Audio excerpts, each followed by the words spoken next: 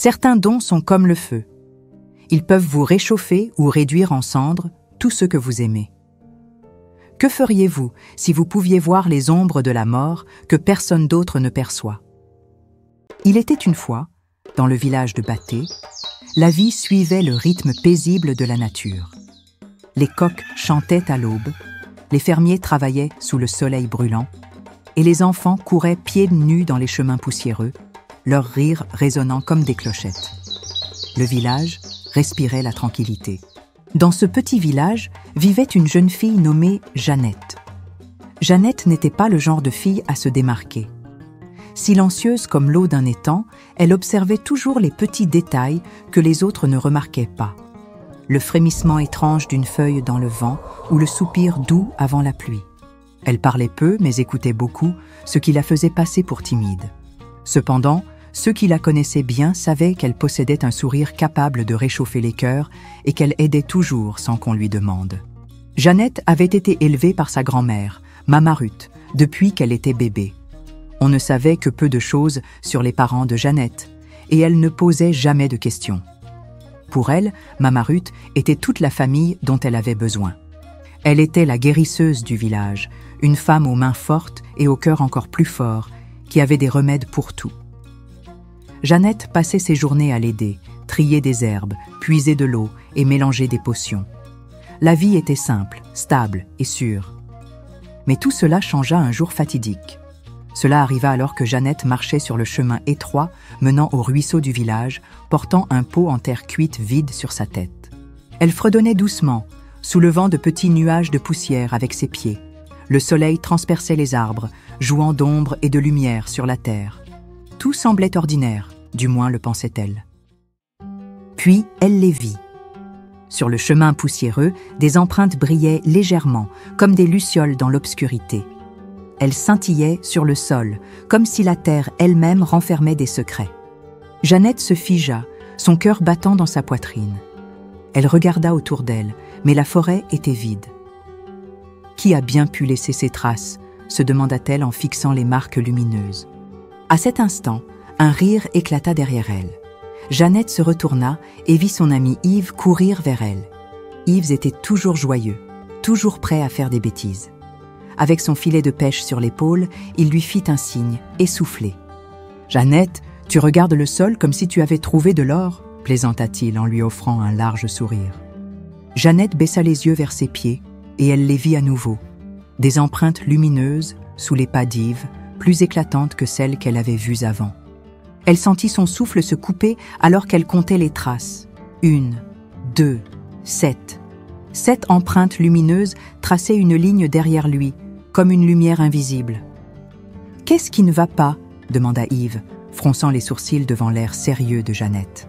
Elle secoua rapidement la tête. « Rien, rien du tout », mentit-elle d'une voix faible. Yves rit à nouveau et continua sa course. Jeannette resta figée, ses doigts tremblants contre le pot en terre cuite. Cette nuit-là, elle ne trouva pas le sommeil. Les empreintes lumineuses d'Yves hantaient son esprit. Pourquoi brillaient-elles? Et pourquoi y en avait-il exactement 7? 7 jours passèrent. Un matin ordinaire dans le village de Baté, une nouvelle terrible se répandit comme un vent sec d'harmattan. Yves était mort. Jeannette, en train de moudre du mil, laissa tomber son pilon, ses mains tremblantes. Elle se précipita à l'extérieur et trouva une foule rassemblée près de la forêt. Les habitants parlaient d'un accident.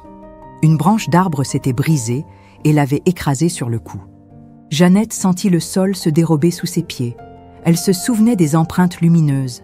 7 empreintes, 7 jours. Pourquoi lui? Pourquoi moi? Pensa-t-elle alors que la peur et le chagrin l'enveloppaient comme un serpent. Cette nuit-là, elle resta dehors, le regard perdu dans les étoiles, ses genoux ramenés contre sa poitrine.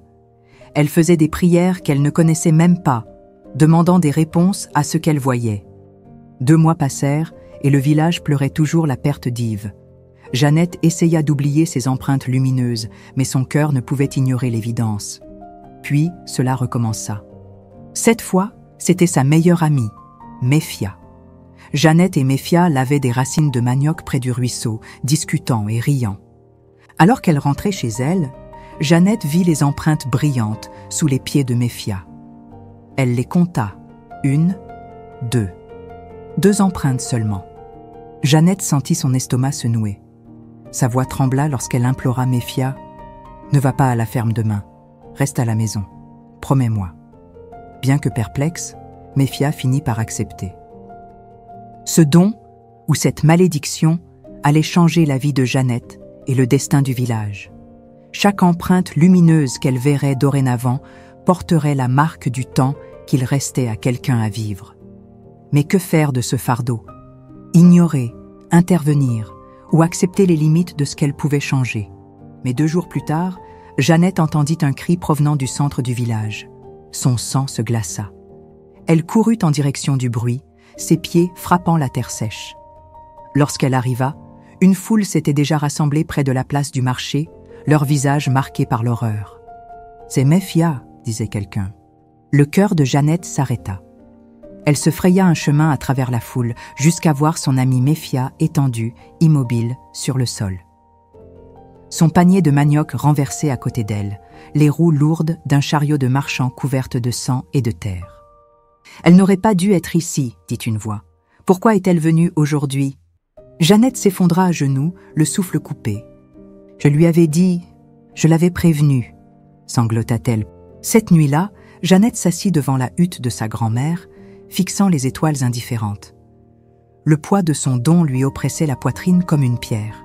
« Je lui ai dit de rester chez elle, » pensa-t-elle. « Je voulais l'aider, mais le destin ne peut être trompé. » Sa grand-mère, Mama Ruth, sortit doucement et s'assit à ses côtés.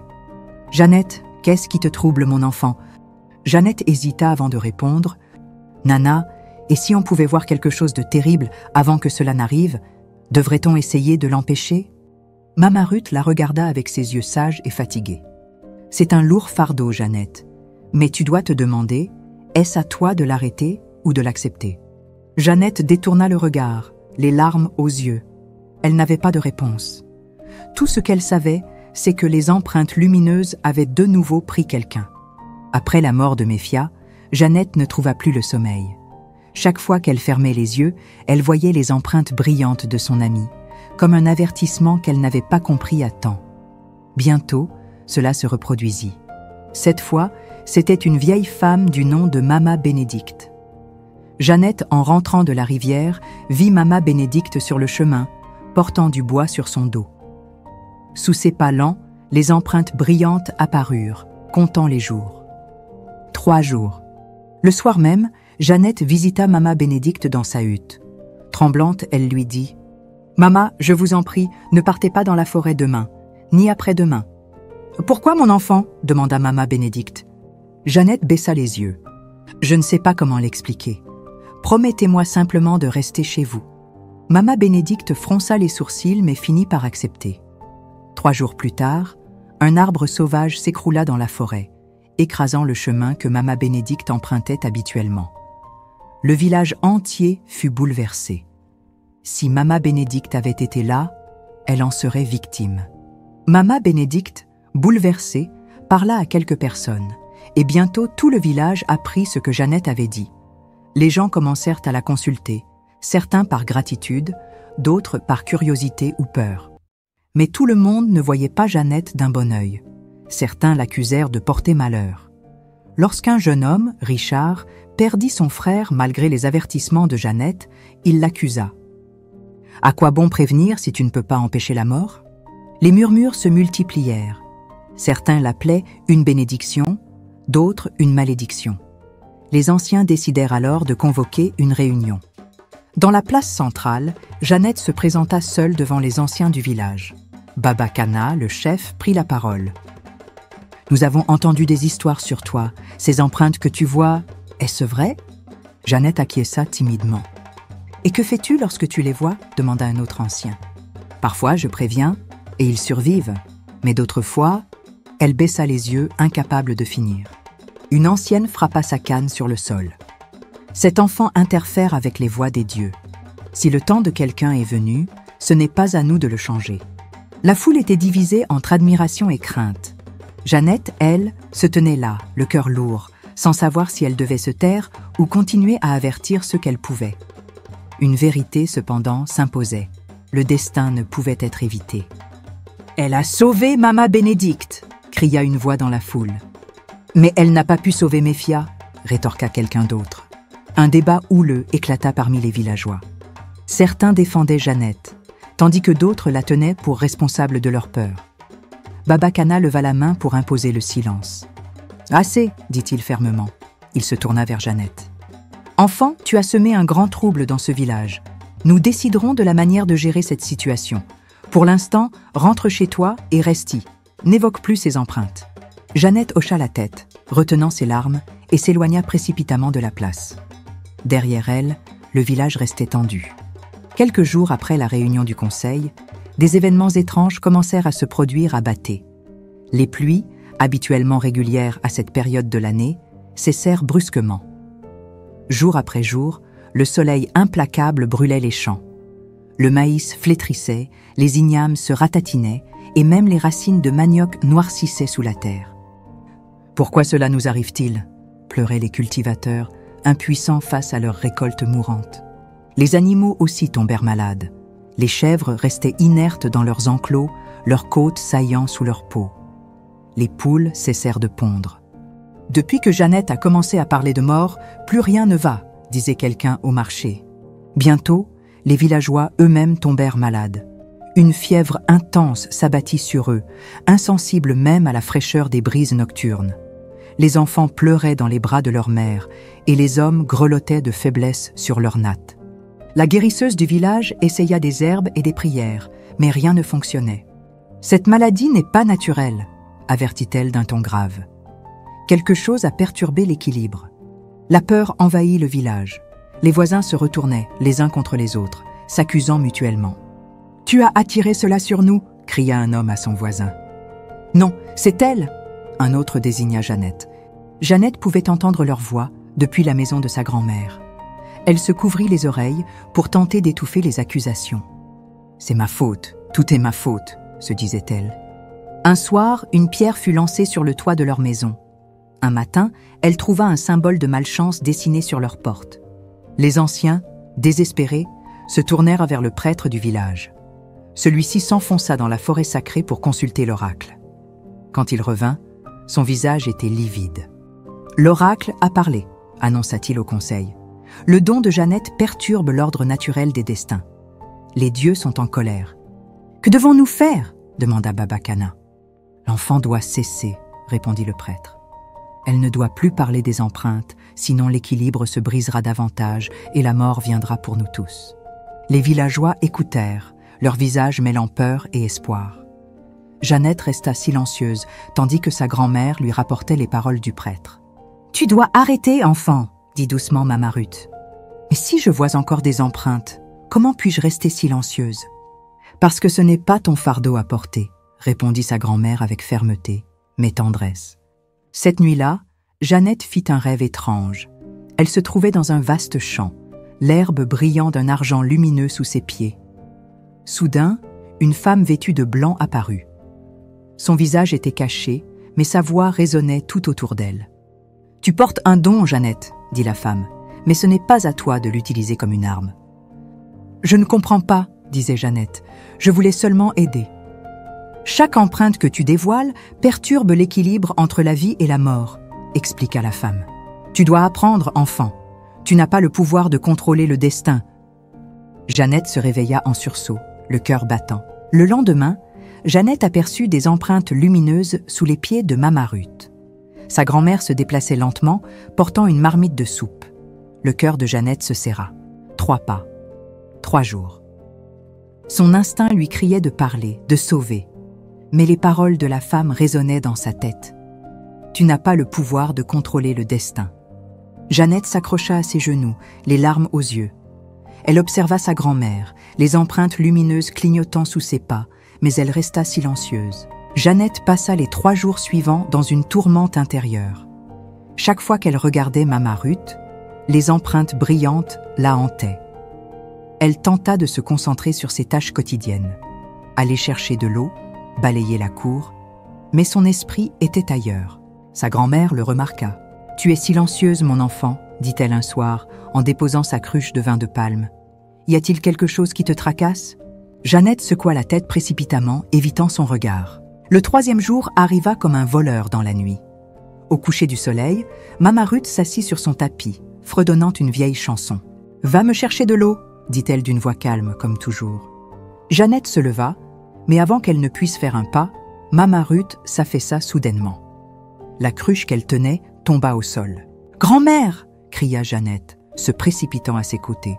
Mais il était trop tard. Le visage de Mama Ruth était paisible, les yeux fermés comme si elle venait de s'endormir. Jeannette éclata en sanglots, serrant la main de sa grand-mère. Les empreintes lumineuses avaient disparu, ne laissant qu'un vide immense à leur place. La nouvelle se répandit rapidement. Mama Ruth était aimée de tous et sa mort rassembla les villageois d'une manière que Jeannette n'avait pas vue depuis des semaines. « Elle a vécu une vie pleine », dit un ancien pendant l'enterrement. « Que son âme repose en paix. » Mais Jeannette ne pouvait pas se débarrasser de la culpabilité qu'elle ressentait. Le poids de son silence l'écrasait. Aurais-je pu la sauver? Aurais-je dû faire quelque chose? Cette nuit-là, elle s'assit près du feu, fixant les flammes. Elle pensa à la femme en blanc et à ses paroles. « Tu n'as pas le pouvoir de contrôler le destin. » La mort de Mama Ruth sembla apaiser l'agitation du village. Les pluies revinrent, les récoltes reprirent lentement et la maladie commença à s'estomper. Mais Jeannette n'était pas en paix. Un matin, Jeannette se rendit au conseil des anciens, sans invitation. Elle se mit à genoux devant eux, la tête baissée. « Baba, je dois parler, » dit-elle. Les anciens échangèrent des regards, fatigués mais prudents. « Parle, enfant, » dit Baba. « J'ai cessé de parler des empreintes, » dit Jeannette. « Je suis restée silencieuse comme l'oracle l'a ordonné, mais mon cœur est lourd. Je me sens perdue. Je ne sais pas si j'ai fait ce qu'il fallait. » Papa Rob se pencha en avant. « Et que veux-tu de nous, fille ?»« Je dois comprendre mon don, » répondit Jeannette, sa voix tremblante. « Pourquoi ai-je reçu ce don si je ne suis pas censée l'utiliser ? Quel est le but de quelque chose qui n'apporte que de la douleur ?» Les anciens restèrent silencieux. Ce fut le prêtre du village qui prit finalement la parole. « Peut-être que le but n'est pas pour toi de comprendre maintenant, » dit-il. « Les dons des dieux ne sont que rarement clairs. Ils nous testent, nous façonnent et parfois ils nous humilient. » Jeannette hocha la tête, bien que son cœur fût encore rempli de douleur. Les semaines suivantes, Jeannette se retrouva à un carrefour. Les villageois étaient encore méfiants à son égard. Certains l'évitaient complètement, tandis que d'autres s'approchaient d'elle discrètement, lui posant des questions. Elle refusa d'y répondre. Un soir, elle fit ses valises, prenant quelques vêtements et de la nourriture. L'idée de quitter Bathé et de recommencer ailleurs l'attirait.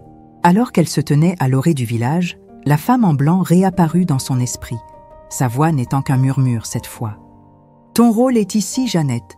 Tu dois l'affronter, ne pas t'enfuir. » Prenant une profonde inspiration, Jeannette se retourna. Elle décida de rester à Bathé, mais selon ses propres conditions. Elle cessa d'essayer d'avertir les gens au sujet de leurs empreintes. À la place, elle commença à aider autrement, en s'occupant des malades, en aidant à la récolte et en réconfortant ceux qui avaient perdu des proches. Peu à peu, la perception des villageois à son égard commença à changer. Ils ne la voyaient plus comme un présage de malheur, mais comme une jeune fille cherchant à se racheter. Jeannette voyait toujours les empreintes lumineuses, mais elle apprit à les laisser passer sans intervenir. Chaque pas qu'elle faisait sur ce nouveau chemin lui semblait une petite victoire, un pas vers la compréhension de sa place dans le monde.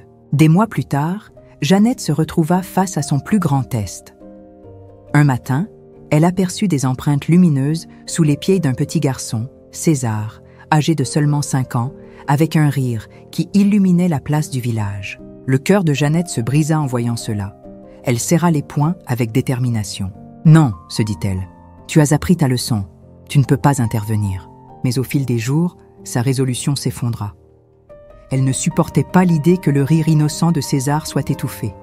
Finalement, elle alla voir la mère du garçon. « S'il te plaît, dit-elle, sa voix tremblante, garde-le près de toi, ne le laisse pas s'éloigner. » La femme la regarda d'un air perplexe, mais hocha la tête. « Je le ferai, Jeannette. » 2 jours plus tard, la mère de César le saisit juste au moment où il allait courir sur le chemin d'un taureau en charge.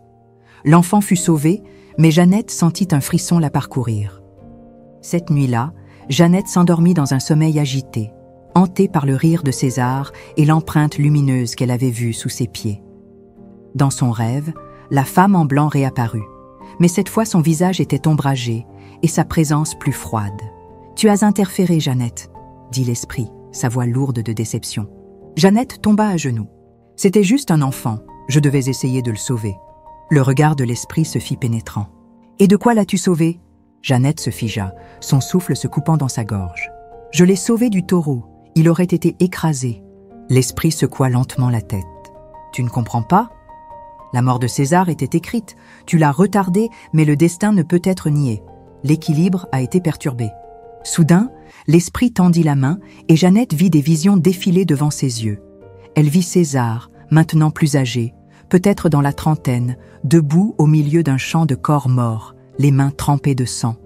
Son rire résonnait, mais il n'était plus innocent. Il était cruel, sinistre. César était devenu un tueur. « Non », disait Jeannette, secouant la tête. « Non, ce ne peut pas être lui. Ce n'est pas vrai. » L'esprit s'approcha. « Tu as transformé une tragédie en une autre. Le prix de jouer avec le destin est plus grand que ce que tu peux comprendre. » Jeannette se réveilla en sursaut. Elle sortit dehors, l'air frais de la nuit ne faisant guère pour calmer ses pensées. Elle ne pouvait oublier la vision de César, son visage transformé en quelque chose de monstrueux. Que lui était-il arrivé ? Oh mon Dieu, que lui avait-elle fait ? Le village était silencieux, à l'exception du croassement lointain des grenouilles. Mais quelque chose semblait changer, comme si l'air lui-même s'était modifié. Le lendemain, le village se réveilla avec des nouvelles étranges. Une rivière proche s'était asséchée du jour au lendemain. Les cultures, qui semblaient saines la veille, étaient fanées dans les champs et à la lisière de la forêt. Jeannette évita les villageois, leurs accusations devenant de plus en plus fortes. Ils la blâmaient à nouveau, leurs soupçons ravivés. Tard dans la soirée, alors que le village se préparait à la tombée de la nuit, Jeannette remarqua quelque chose qu'elle n'avait pas vu auparavant.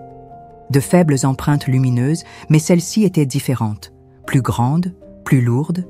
Son cœur se serra alors qu'elle les suivait. Ses pieds nus étaient silencieux sur le chemin poussiéreux. Les empreintes la conduisirent profondément dans la forêt, où les arbres semblaient se refermer autour d'elle. Puis, elles s'arrêtèrent, juste à l'orée d'une clairière. Au centre se tenait un esprit, son dos tourné à elle. Il fredonnait une mélodie familière, la même que celle que sa grand-mère aimait chanter. Mais quelque chose clochait. Son corps était trop immobile, sa posture trop rigide. « Qui est-ce » demanda Jeannette, sa voix tremblante. Il se retourna lentement, et Jeannette sentit son souffle se couper. « César » appela-t-elle. Ses yeux brillaient, et son sourire autrefois innocent était désormais cruel et menaçant. « Tu n'aurais pas dû interférer, Jeannette, » dit-il, sa voix mêlée à quelque chose de sombre et d'ancien. Maintenant, tout commence. Le sol sous ses pieds trembla, et les arbres autour de la clairière frémirent. Jeannette essaya de reculer, mais ses pieds refusèrent de bouger.